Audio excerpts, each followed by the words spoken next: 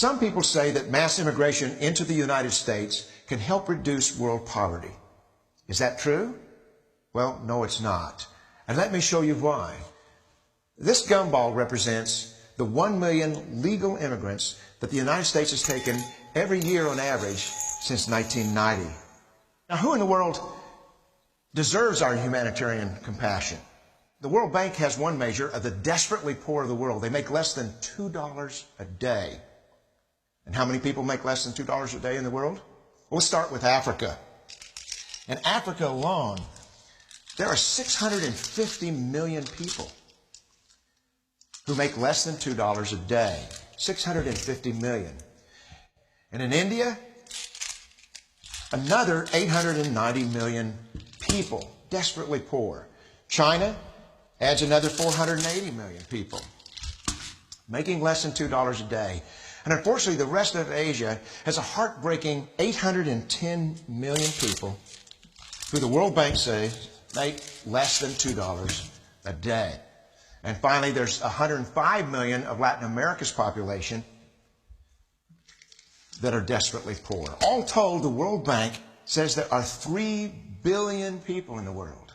3 billion people who are desperately poor, making less than $2 a day. That's 3,000 gumballs.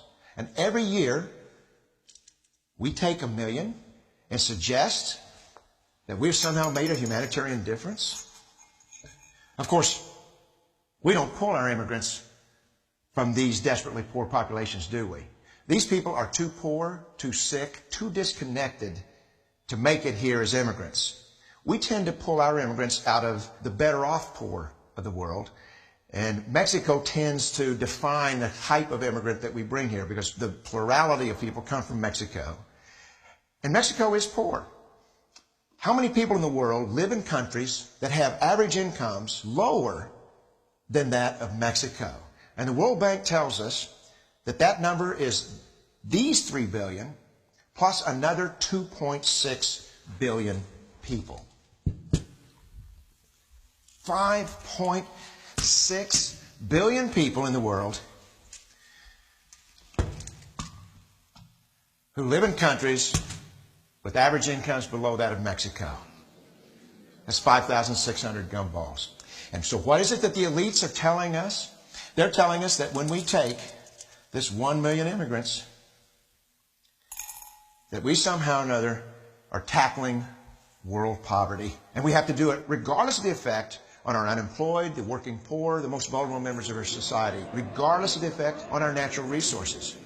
Even if we went by the most radical proposals in Washington, which are to actually double our immigration to 2 million a year, which would totally overwhelm our physical, natural, and social infrastructures, we couldn't make a noticeable difference. And we may be really hurting the impoverished people of the world because the million that we do take are among the most energetic, often the better educated, certainly the most dissatisfied people that if they did not immigrate would be the agents for change to improve the lot of all the people in these countries. The true heroes in the global humanitarian field are the people in these countries who have the wherewithal to immigrate to another country, but instead stay in their countries, to apply their skills to help their fellow countrymen. Unfortunately, our immigration system tends to entice these very type of people to abandon their countrymen. The impossibility of making even a dent is actually worse than it looks here. Because last year, when we took 1 million immigrants, these countries added, births over deaths, 80 million more people into the impoverished population. And this year, Congress is bringing in 1 million legal immigrants. And this year, according to the United Nations, these countries are expected to add another 80 million people. And next year, you can be quite sure that Congress, unless stopped by the American voters, will bring in another 1 million immigrants. And these countries, unfortunately, will be adding another 80 million people. into these impoverished nations. We could take 5 million a year, but we'd never get ahead of what's happening in these countries. Not in this century. Don't you see? Immigration can never be an effective or significant way to deal with the suffering people of the world. They have to be helped where they live. 99.9% of them will never be able to immigrate to a rich country. There's no hope for that. They have to bloom where they're planted.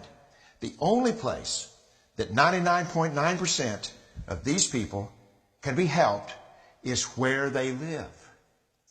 Let's help them there.